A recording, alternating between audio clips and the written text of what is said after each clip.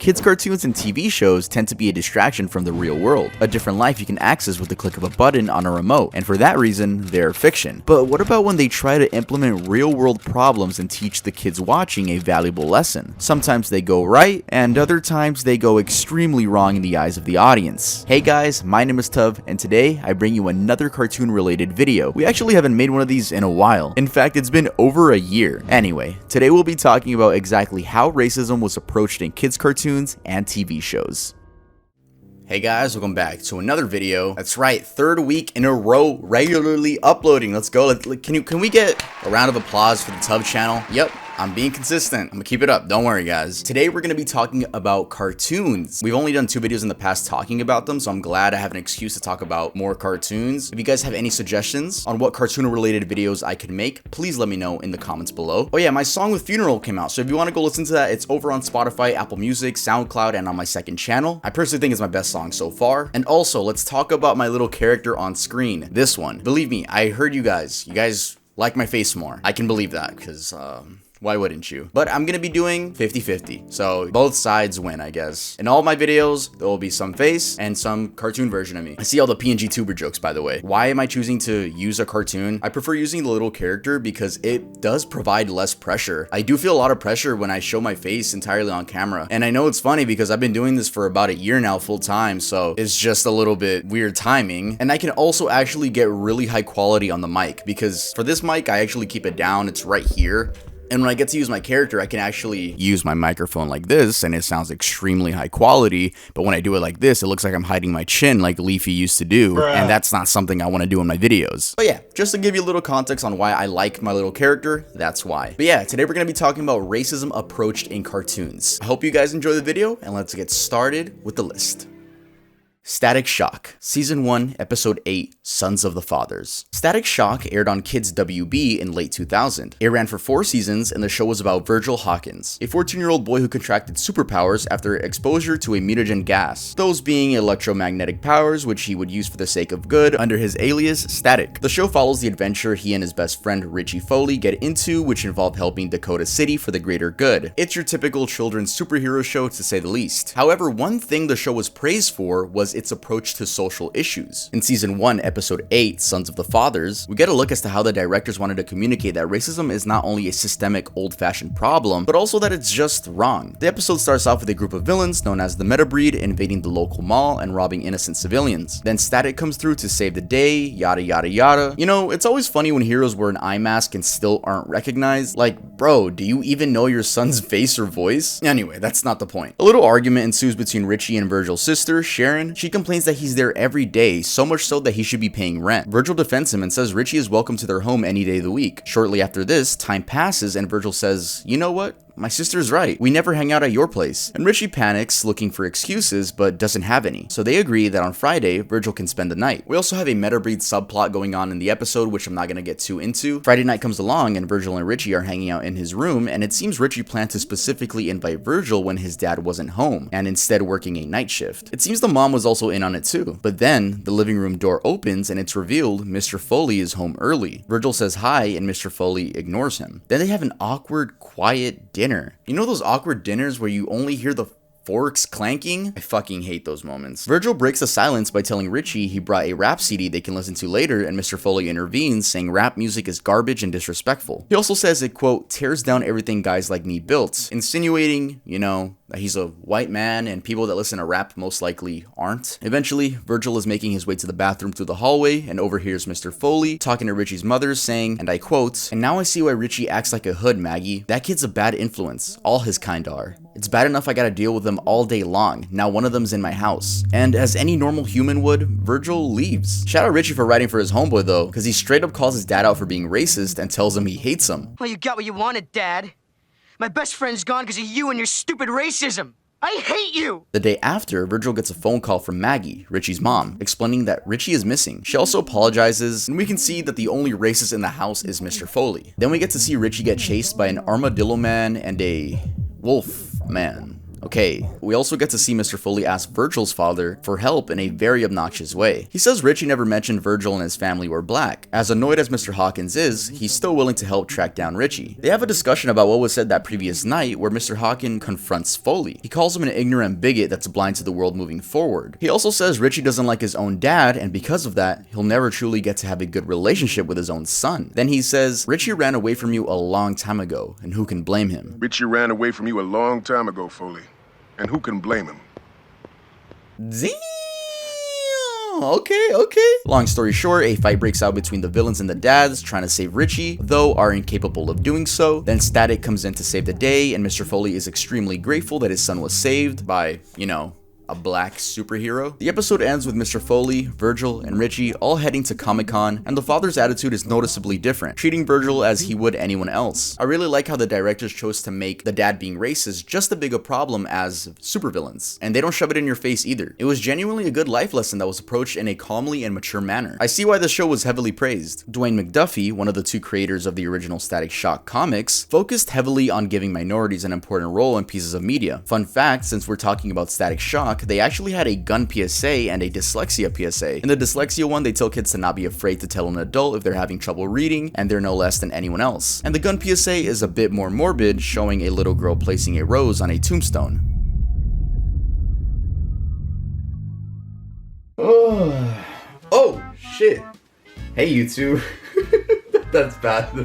Oh, hey guys, it's just me and Earl hanging out, you know, just waking up. But I'm here to interrupt the video to tell you guys, we have a new drop at Earl. That's right, it's the Simple drop. As you can see, it's simple embroidery. Awesome hoodies, you can wear them to sleep, you could wear them to go outside. Yeah, I mean, yeah, you can wear them. I want to let you guys know that every month there's going to be a new Earl drop. It's already been like that, but I haven't said it. So I'm letting you guys know that yes, every month there is a new Earl drop, a new collection. And if you guys want to shop for previous collections, they're actually still at the store. Just click on the limited collections tab. Everything you thought you missed out on is still there. Right now we have the Simple drop, everything's simple. And also Earl plushies will be out soon. They're actually being shipped to me from China right now. So they'll be in my possession in a few weeks. Make sure to shop at earldoesn'texist.com and let's get back to the video.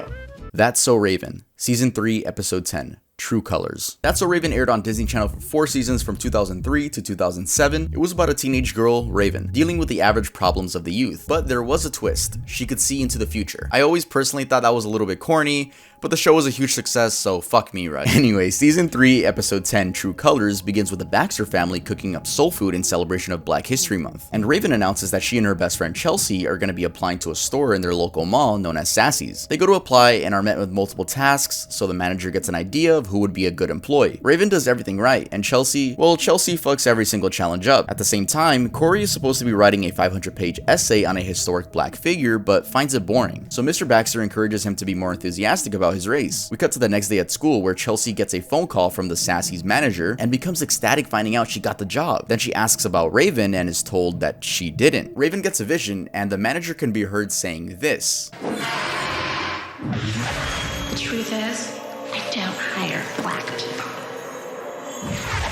Chelsea decides to quit for obvious reasons. Meanwhile, Corey falls asleep at his desk, and his dad, dressed up as Frederick Douglass, comes out of his computer. At first watch, I was like, what the fuck am I watching? But then I remembered, oh yeah, Corey fell asleep. I just wish they transitioned into his dream better. Literally a vortex transition would have done the job. Anyway, Corey is taught about a lot of Black figures that should be respected due to their contribution to America's history. Now back to Raven. She explains to her parents that she didn't get the job because the manager just doesn't like Black people. They try to come up with a plan to get the manager fired, but realize they have no evidence other than Raven's vision. So she comes up with a plan to record her saying it and submit it to the news. She quickly calls Chelsea and tells her not to quit and instead wear a hat with a camera in it. While working, Raven comes in with a disguise, and this is where the vision took place. The manager is then caught being racist. Once that happens, we cut to the television where the news anchor explains the manager has been fired and the company issued a public apology. The truth is, I don't hire black people.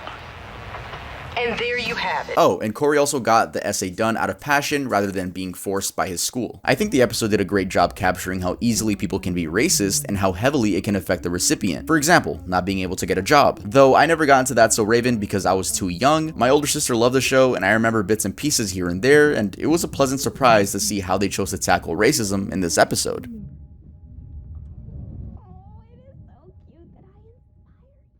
Sesame Street, Season 25, Episode 5, Racism on Sesame Street. I don't really think Sesame Street needs an introduction, so I'm not gonna do one, but we're gonna be talking about Season 25, Episode 5, Racism on Sesame Street, which aired on November 26th, 1993. The whole episode is actually available on YouTube, but it's split into two parts. The episode starts off with Gina and Savion walking around Sesame Street and having some innocent fun. Then they walk into a shop, which I'm gonna assume Gina has some ownership of, and they're startled to be receiving an anonymous phone call telling them that people of different skin colors can't be friends. They assume it's a random bystander that saw them outside, so they explain to Telly, the Muppet, that there are some stupid people in this world, and Telly is confused as to why this is a conversation to have in the first place. Then Telly asks what they would do if that person calls again, and they mock the idea of it happening by making a fart sound.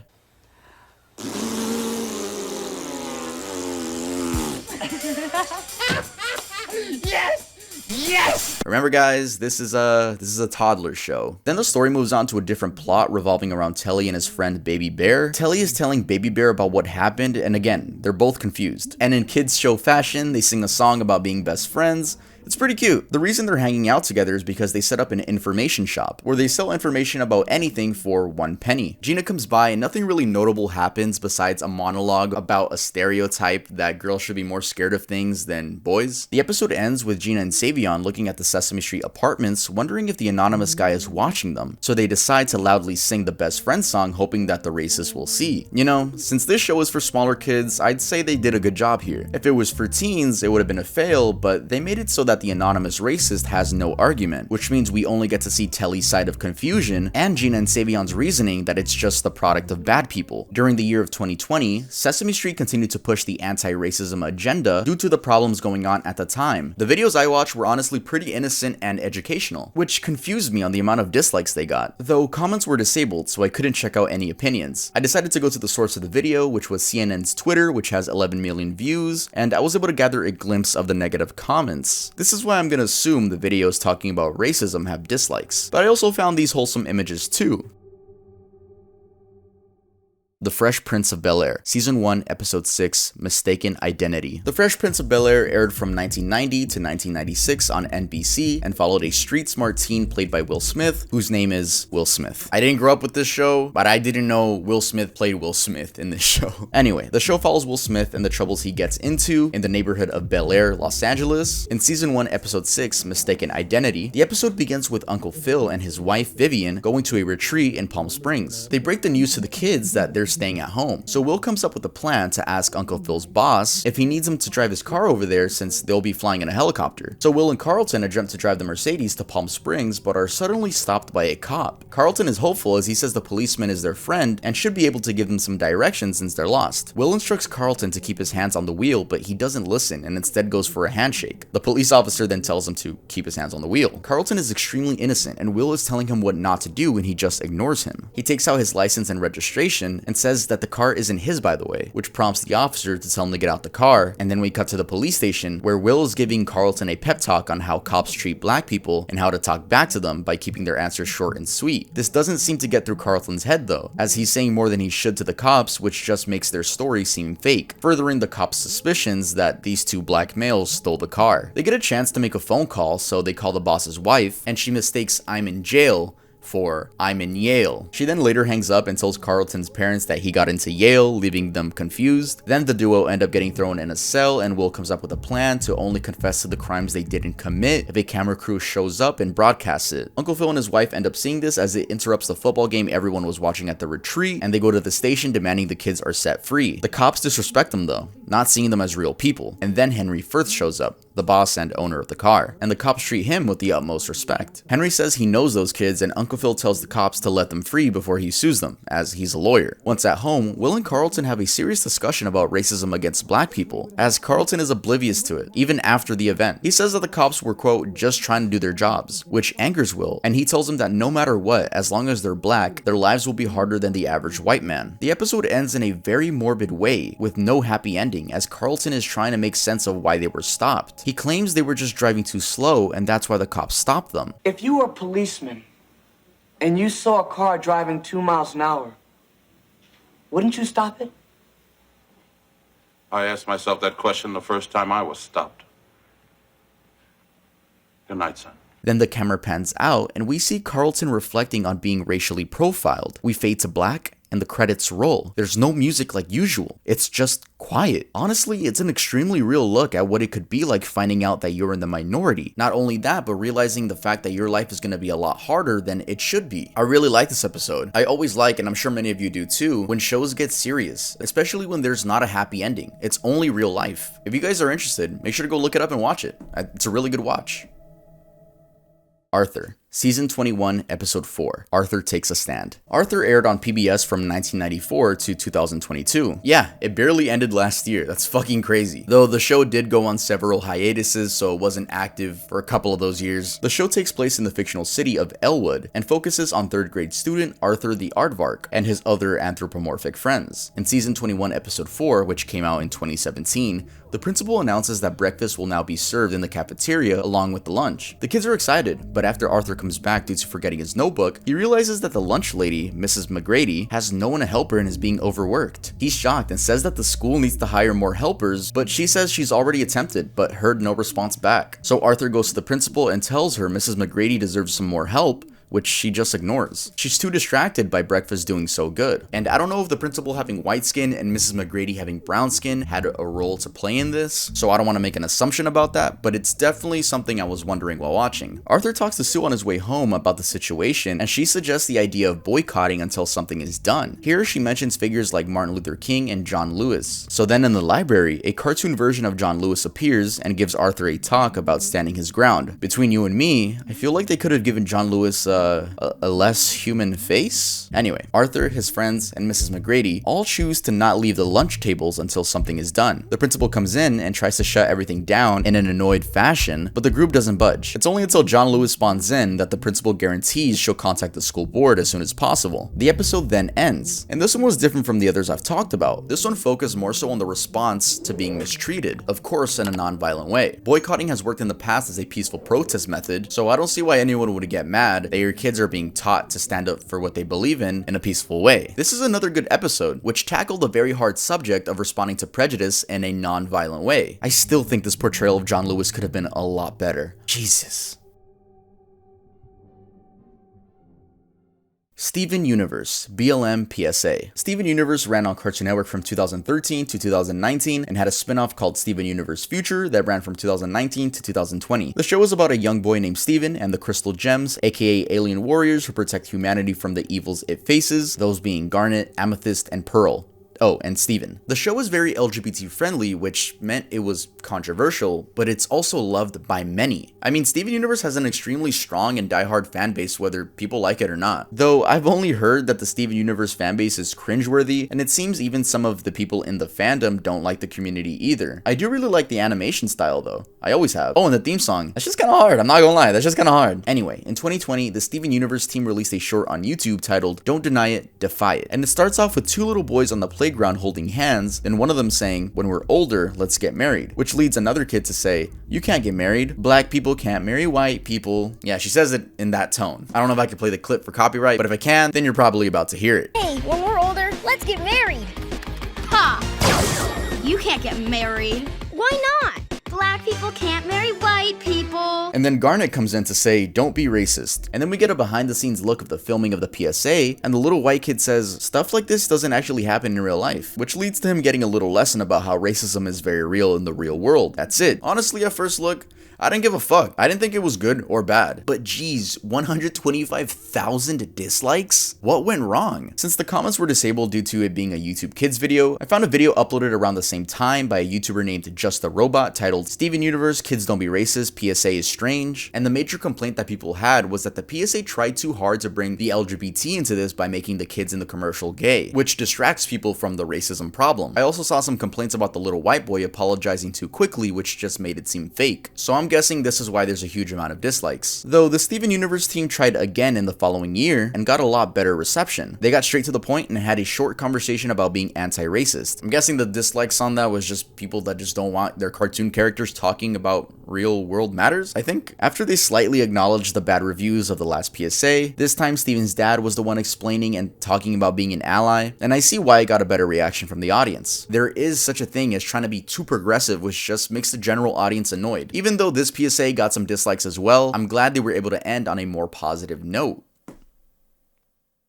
Alright, that was it for this video. If you guys liked it, make sure to leave a like. And if you're not subscribed, make sure to subscribe. Also, check out this awesome shirt. Shout out First High. Shout out Brandon, that's my dog right there. I see you grinding on your First High. Y'all make sure to follow him on Instagram, @First High. Great brand. And Cameron, you gotta get on your puffy shit. I'm gonna call you out in front of all my audience. That's how much I want you to get on your shit. Anyway, new video next week. We're staying with the weekly uploads. And if you like me, maybe consider follow me on Instagram and stream the new song. Alright, that's it. I'll see you guys next time I upload.